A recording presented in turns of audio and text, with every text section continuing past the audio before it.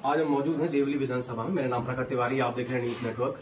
देवली विधानसभा भाजपा के लिए बड़ी चुनौती रही है, आज से नहीं पिछले कई सालों से। 2008 में यहाँ से श्री अरविंदर कुमार लवली जी जीत के आए, जो कि कांग्रेस के विधायक रहे। फिर उसके बाद लगातार 2013, 2015, 2020 के चुनाव में प्रकाश जारवाल यहाँ से जीते और उनका अंतर भी काफी रहा।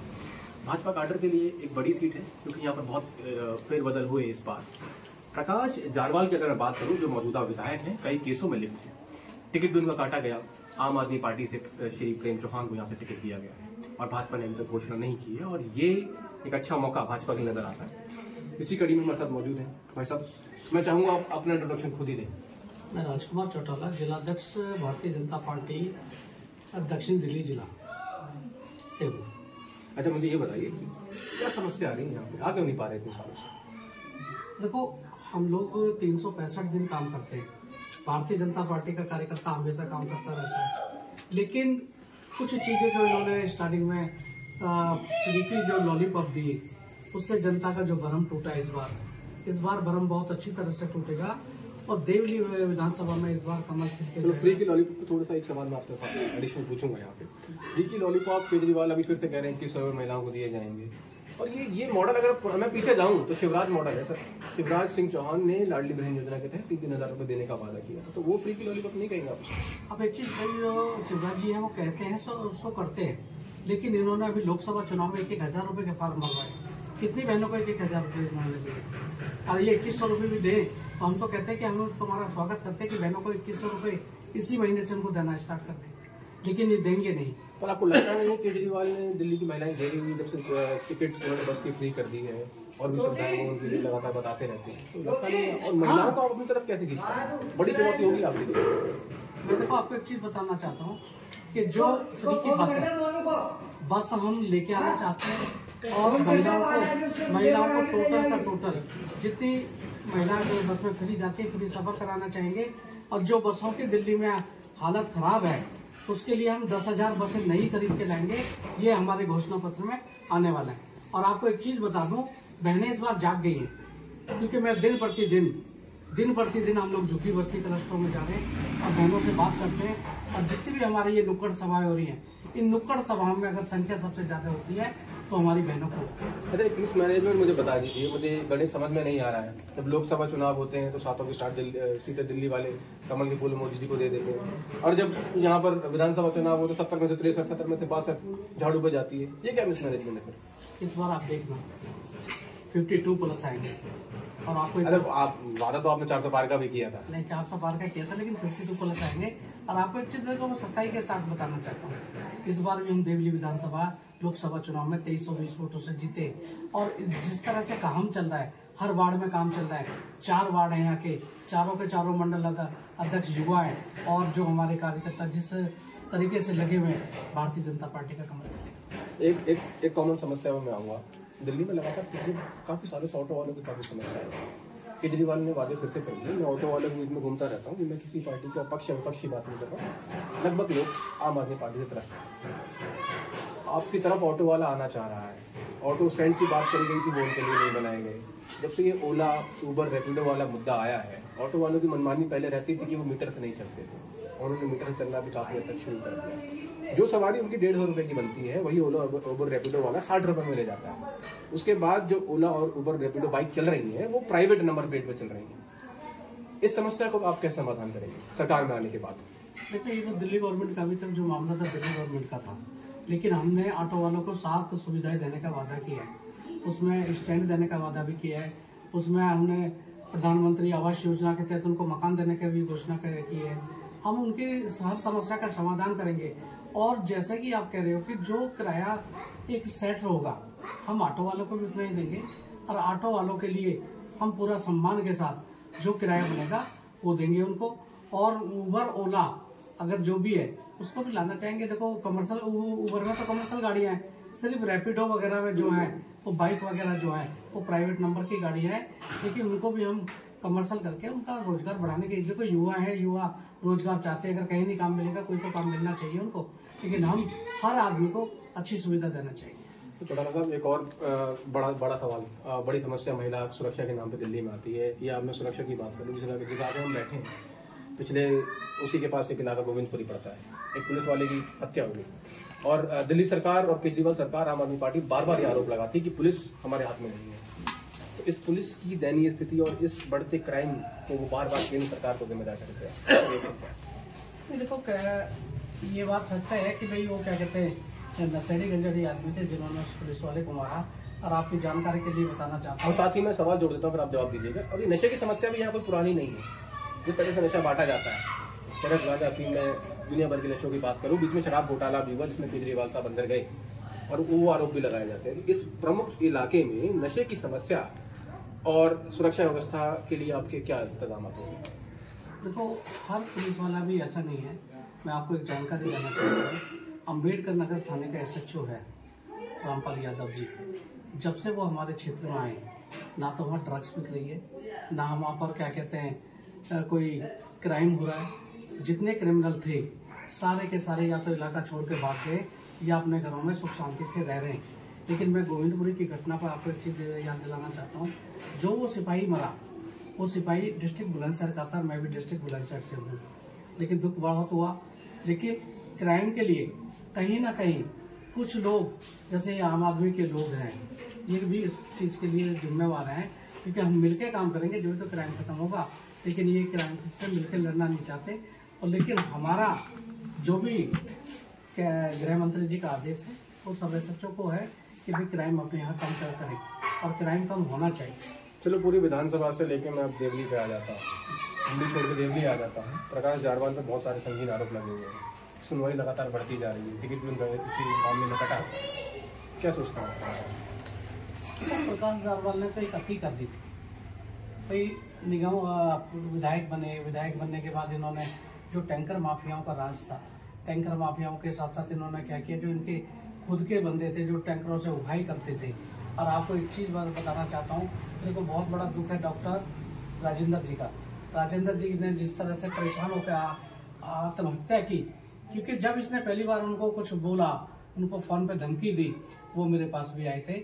उन्होंने कहा कि ऐसे ऐसे बात है। फिर मैंने उनको समझाया कि भैया हम आपकी लड़ाई लड़ेंगे, लेकिन उन्होंने मेरे से कहा कि नहीं चौटाला जी, कहीं ना कहीं मेरा बिजनेस ठप हो जाएगा। और वो आदमी बिजनेस के लिए इनके घर गया, गिड़गिड़ाया। इन्होंने उसको सीढ़ी से धक्का तक नहीं मारा, वो अपमानित हो गए, उसने फांसी लगाई। तो देखो, जैसा करोगे वैसा भरोगे, उसका फल भगवान ने दिया है। और आप जल्द से जल्द देखना, आने वाले समय में ये जेल के अंदर होगा। और इसके ऊपर जो चार्जेस लगेंगे, अब तक तो जो बसते आ रहे थे, बस रहे थे, कभी 5 देते थे, कभी 12 देते थे, लेकिन आगे ऐसा कुछ नहीं होगा। अब तो आप सत्ता से भी अलग हो। आपके साथ एक चीज़ का मैं आज वादा करता हूँ कि आने वाले समय में ये बिल्कुल अंदर जाएगा। खबरें तो हमने सुनी थी कि बीजेपी ज्वाइन करने वाले हैं, वॉशिंग मशीनें फिर खुल जाएंगी, ऐसा कुछ होने वाला है क्या? देखो, आपको एक चीज़ बताना चाहता हूँ, मैं जिले का अध्यक्ष हूँ, 5 विधानसभा मेरे अंडर में आती है। और हाईकमान अगर कोई जानकारी लेगा तो मेरे से लेगा, लेकिन मैं जो जानकारी दूंगा मैं सत्य के आधार पर जानकारी। मान सकते हैं कि कोई बीजेपी में शामिल नहीं होने वाले हैं? बीजेपी पार्टी लेगी नहीं। बीजेपी की पार्टी चाहती है कोई अच्छा आदमी आए पार्टी में, उसका सम्मान। अच्छा, इसी क्षण में और इसी कड़ी में आपके एक नेता थे यहाँ के, पिछली बार 2 बार चुनाव लड़े आपके टिकट पर विधायक जी का, अरविंद कुमार, छोड़ के चले गए, क्या हो गया ऐसा? देखो, पार्टी ने तो उनको भी मान सम्मान दिया, 2 बार चुनाव भी लड़ाया, लेकिन पार्टी से जब उनको बहुत सारी अपेक्षाएं की उन्होंने, वो पूरी नहीं हो पाई। लेकिन पार्टी आज भी अगर वो होते तो पार्टी मान सम्मान से साथ रखती। लेकिन अब वो कहते हैं ना तो घर के रहे ना घाट के रहे। अब वो तो आम आदमी में गए तो ना वहाँ कुछ मिला, ना बीजेपी में मिलेगा। उनका बहुत बड़ा भाग्य था जो उनको टिकट भी मिल गई। इतनी जल्दी भारतीय जनता पार्टी किसी को टिकट नहीं देती है। अच्छा, एक हम अपने अंत की तरफ बढ़ते हैं, तो 2-3 सवाल रह गए। इसमें सबसे बड़ा सवाल, जब आम आदमी पार्टी ने 31 सीटों की घोषणा की, 17 सीटें और 17 टिकट काटी गई, दिलीप पांडे की टिकट कट गई, और भी बड़े और पटपटगंज से मनीष सिसोदिया ने अपनी सीट बदल ली, अवध ओझा को वहां से उतार दिया गया। क्या दर्शाता है आपके हिसाब से? तो वो कहीं ना कहीं इनके मन के अंदर डर है, और डर जो है खुलेआम झलक रहा है। अगर तुम 17, 18 लोगों की टिकटें चेंज करोगे और कुछ लोगों को सीटें ट्रांसफर करोगे यहाँ से वहाँ, तो पटपटगंज में सवाल जोड़ देता हूँ। पटपटगंज में पिछली बार रविंदर सिंह नेगी जी चुनाव लड़े, 3000 वोट, और आखिरी राउंड तक तो सिसोदिया पीछे चल रहे थे वहाँ से। इस बार क्या टिकट मिल रहा है वैसे? तो कोई ये पार्टी का होगा। अभी नेगी जी हमारे क्या कहते हैं वहाँ से निगम पार्षद है, पार्टी उनको लड़ाना चाहेगी कि नहीं लड़ाना चाहेगी, ये आदेश तो पार्टी का होगा। नेगी जी के साथ रेणु चौधरी और जितेंद्र कुमार जी भी वहाँ से लगे हुए हैं, तो किसका नंबर आपको आगे लगता है? देखो पटपटगंज हॉट सीट है दिल्ली की इस बार। देखो वो मेरा जिला नहीं है, मैं उसके ऊपर चर्चा भी नहीं करूंगा। मैं साउथ दिल्ली के बारे में चर्चा कर सकता हूँ, साउथ दिल्ली के बारे में चर्चा करूँगा। लेकिन आपको एक चीज़ और कहना चाहता हूँ, ये जो नया हमारे एक तो टैंकर माफिया था, ये लेंटर माफिया है, ये मेरे वार्ड से ही है। लेकिन इस आदमी ने कहीं भी दक्षिणपुरी में जाकर देखो, एक एक घर से किसी से 2 लाख, किसी से 3 लाख पर लेंटर 50-50 हजार रुपए लेता है। और एक बिल्डिंग तो ऐसी जिसपे कि इसने 25 लाख रुपए लिया। और दोनों गुरु चेलों की अगर कोई बिगड़ी है तो उस 25 लाख रुपए के ऊपर बिगड़ी है। पानी की समस्या का क्या हल होगा कभी जीवन में? मैं तो हमेशा से देख रहा हूँ सर, कभी करवा पाएंगे आप अगर आप आए सरकार में? तो 5 साल भारतीय जनता पार्टी के विधायक को दीजिए, पानी की समस्या का यहाँ का समाधान करेंगे और हर घर में नल से जल देंगे। अच्छा, एक आखिरी सवाल, दिल्ली ने केजरीवाल का राज भी देखा, शीला दीक्षित का राज भी देखा, आप दोनों में किसी को अच्छा तो बताएंगे नहीं, तो ये बता दीजिए ज्यादा खराब कौन था? देखो पिछले 12 साल के अंदर जो राजनीति का स्तर गिरा है वो इससे पहले कभी गिरा नहीं। चाहे कांग्रेस होती थी, चाहे बीजेपी होती थी, एक दूसरे का सम्मान करती थी। लेकिन इन्होंने तो जितने भी इनके छुटभैये नेता आए और एकदम बन गए, तो कहते हैं ना एकदम जल्दी से छलांग लगाना भी बहुत दिक्कत होता है। जैसे छलांग लगा के ऊपर गए थे। अगर 2000 शीला जी को अच्छा बता रहे हैं आप? नहीं, शीला जी को अच्छा नहीं बता रहा, उनकी नीतियों को अच्छा बता रहा हूँ भाई। जो उनके साथ भी हमारा भारतीय जनता पार्टी का भी मदन लाल खुराना जी थे, वो भी अच्छा काम करते थे। शीला दीक्षित ने भी अच्छा काम किया। कहीं ना कहीं दोनों लोगों का कोऑर्डिनेशन भी आपस में होता था। तो वो वाली राजनीति कहाँ चली गई जब इंदिरा गांधी जी अटल जी को भेज देती थी बाहर सम्मेलन में बोलने के लिए, विपक्ष और पक्ष के नेता साथ में बैठ के खाते थे? अब तो आधा विपक्ष बाहर नजर आता है, आधा पक्ष अलग नजर आता है, गालियां गलौज चलती है। वो राजनीति कहाँ चलेगी सर? तो जैसे समय बदलता जा रहा है वैसे हालात बदलते जा रहे हैं। कि जब हमने तो वो दिन भी देखे कि जब अटल बिहारी जी को इंदिरा गांधी विदेश में भेजती थी कि तुम हमारे देश का प्रतिनिधित्व करो, तो क्योंकि उनके अंदर काबिलियत थी। और काबिलियत वाले को अगर मौका दिया जाए तो अच्छा, चाहे वो किसी भी दल से हो। लेकिन मैं आपको एक चीज बताना चाहता हूँ, ये तो ना तो इनका दल है ना इनका कोई बल है।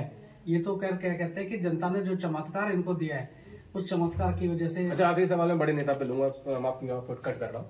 केजरीवाल जब 2012 में अन्ना के आंदोलन का समर्थन करने आए, बहुत भीड़ इकट्ठी हुई, हम भी देखने गए थे। उस समय मेरी उम्र ज्यादा नहीं थी। एक भरोसा आया कि अगर इस तरह के धरने किए जाए, प्रदर्शन किए जाए तो सत्ता को ललकारा जा सकता है। उसके बाद केजरीवाल सत्ता में आ गए और आंदोलन का लगभग भरोसा उठ गया आम जनता का। और आपको क्या लगता है आने वाले 50-100 सालों में लोग कभी किसी आंदोलन में भरोसा कर पाएगी? देखो क्या है कि जो अन्ना जी के साथ हुआ वो तो बहुत गलत हुआ। उससे गुरु चेले की निष्ठा को क्या कहते हैं प्रश्न चिन्ह लगाए कि जिन्होंने बनाया उन्हीं को इन्होंने क्या कहते हैं अपमानित किया। लेकिन ऐसा नहीं है कि कोई आंदोलन चले उस आंदोलन को खड़े ना उतरे। लोग आंदोलन अच्छे करते हैं, लोग खड़े भी करते हैं। लेकिन जो अन्ना जी वाला आंदोलन था, अन्ना जी ने सही रास्ता चुना था। अन्ना जी ने कहा था हम सत्ता में नहीं आएंगे, क्योंकि वो पार्टी सत्ता में आई जो भ्रष्टाचार से लड़ने आई थी और उन्हीं पर भ्रष्टाचार के आरोप लगे। शराब घोटाले में केजरीवाल को अंदर किया गया। इनका कौन सा ऐसा विधायक है जिसपे कि क्या कहते हैं चार्जेस नहीं? वो तो कहते हैं कि आप लोग करवा रहे हैं। हम नहीं कहते, वो कहते हैं। लेकिन आपको एक चीज बताना चाहता हूँ, देखो जो सच्चाई है इनका, चाहे मनीष सिसोदिया हो, सत्येंद्र जैन हो, चाहे केजरीवाल जी हो, चाहे क्या कहते हैं अपना एक वो राशन कार्ड वाला था वो हो, चाहे आपका क्या कहते हैं अभी एक मकोका के अंदर शायद जिसको बंद किया वो हो, लेकिन सब लोगों का कहीं ना कहीं चार्जेस है। और मैं आपको एक बात बताना चाहता हूँ कि जब आम आदमी की ये बन के आए थे तो इनका वजन किसी का 30 किलो होता था, किसी का 35 किलो होता था। अब ये सब इन्होंने अगर विकास किया है तो अपने शरीर का विकास किया है और अपने घर का विकास किया है इन लोगों ने जनता का विकास नहीं किया है। बहुत बहुत धन्यवाद हमसे बात करने के लिए। धन्यवाद सर। चौटाला साहब से हमने बात करी। बीजेपी की ललकार इस बार बहुत ऊंची नजर आ रही है देवली विधानसभा में, काफी इनके लिए अच्छा है। केजरीवाल के ऑटो वालों के लिए वादे और शिवराज का मॉडल जो महाराष्ट्र में चला, जो एक नाथ शिंदे लेके आए, अजीत पवार भी उसका क्रेडिट देते हुए हमें नजर आते हैं। वही मॉडल फिर से केजरीवाल दिल्ली में लेके आए। 1000 रुपये देने की बात कर रहे हैं, उसके बाद 2100 रुपये देने की बात कर रहे हैं। बाकी स्कीमों की बात कर दूं तो ऑटो वालों को साल में 2 बार वर्दी के लिए 2500 रुपये, एक्सीडेंट का बीमा उनको दे रहे हैं। सत्तारूढ़ी पार्टी है, वादे कर रही है, और पर एंटी इनकम्बेंसी दिल्ली में इस बार बहुत है, जहां पर बीजेपी का जोर है। पानी की समस्या, महिलाओं की कुछ समस्या है, यहाँ पर रहेंगी। देखने वाली बात ये होगी कि सत्ता की रेवड़ियाँ कौन खाता है। ठंड का मौसम आ चुका है। कैमरामैन संदीप शर्मा के साथ मैं प्रखर तिवारी, आप देख रहे थे न्यूज़ नेटवर्क। धन्यवाद।